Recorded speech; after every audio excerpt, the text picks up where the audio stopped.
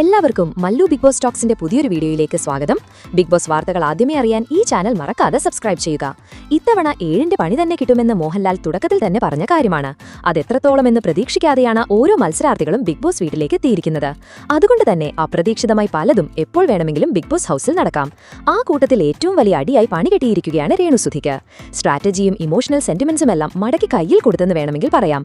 കാരണം ആദ്യത്തെ പണി തന്നെ മത്സരാർത്ഥികൾ കൊണ്ടുവന്ന പെട്ടി അവർക്ക് കൊടുക്കാതെയാണ്. അതിൽ ഓരോരുത്തരുടെയും ഓർമ്മകളും സ്വപ്നങ്ങളുമായെല്ലാം വന്നവരുടെ പണികൾ പാളിയിരിക്കുകയാണ്. ആ കൂട്ടത്തിൽ ഏറ്റവും വലിയ അടിയായി മാറിയിരിക്കുന്നത് രേണുസുധിക്കാണ്. ബിഗ് ബോസിൽ കാലെടുത്ത് വെച്ചപ്പോൾ തന്നെ സുധിച്ചേട്ടാ ഞാനിതാ എത്തി എന്ന് പറഞ്ഞുകൊണ്ടാണ് രേണു വന്നത്. പിന്നീട് പെട്ടി കിട്ടില്ലെന്നറിഞ്ഞപ്പോൾ രേണു വല്ലാതെ വിഷമത്തിലായിരുന്നു. സുധിച്ചേട്ടന്റെ ഓർമ്മകളെല്ലാം അതിലാണെന്നും തനിക്കത് കിട്ടണമെന്നും പറഞ്ഞുകൊണ്ടാണ് രേണുവിന്റെ കരച്ചിലും വിഷമവുമെല്ലാം.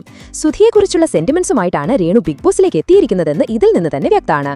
ബിഗ് ബോസിന്റെ പുറത്തും രേണുവിന്റെ തന്ത്രം ഇത് തന്നെയായിരുന്നു. അതുതന്നെയാണ് രേണു ബിഗ് ബോസിൽ പയറ്റാനും കൊണ്ടുവന്നിരിക്കുന്നത്. ചിരിച്ചും കളിച്ചും ബിഗ് ബോസ് വീട്ടിലേക്ക് എത്തിയ രേണുവിന് 18ന്റെ പണി തന്നെയാണ് ബിഗ് ബോസ് കൊടുത്തിരിക്കുന്നത്. തന്റെ പെട്ടി ഈ അടുത്തൊന്നും കിട്ടില്ലെന്നറിഞ്ഞതോടെ രേണുവിന്റെ മുഖമെല്ലാം പെട്ടെന്ന് തന്നെ മാറിയിരുന്നു. എന്ത് ചെയ്യണമെന്നറിയാതെ വിഷമത്തിലിരിക്കുന്ന രേണുവിനെയാണ് പിന്നീട് കാണേണ്ടി വന്നത്. ഒറ്റ ദിവസം കൊണ്ട് തന്നെ രേണുവിന്റെ കളിയുടെ നീക്കങ്ങൾ നമുക്ക് മനസ്സിലാക്കാൻ പറ്റി. പക്ഷേ ഇതിനപ്പുറം വേറെയും നീക്കങ്ങൾ എന്തൊക്കെയെന്ന് ഇനിയും കാത്തിരുന്നു തന്നെ കാണണം. ബിഗ് ബോസിന് പുറത്ത് രേണുവും ശാരികയും തമ്മിൽ കൊമ്പ് കോർത്ത പോലെ ബിഗ് ബോസ് വീട്ടിലും അത് കാണേണ്ടി വരുമെന്നത് ഉറപ്പാണ്.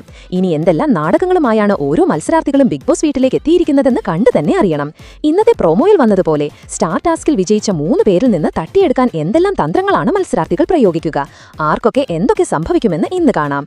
അപ്പോൾ ഇതിനെപ്പറ്റി നിങ്ങളുടെ അഭിപ്രായങ്ങൾ എന്തൊക്കെയാണ്?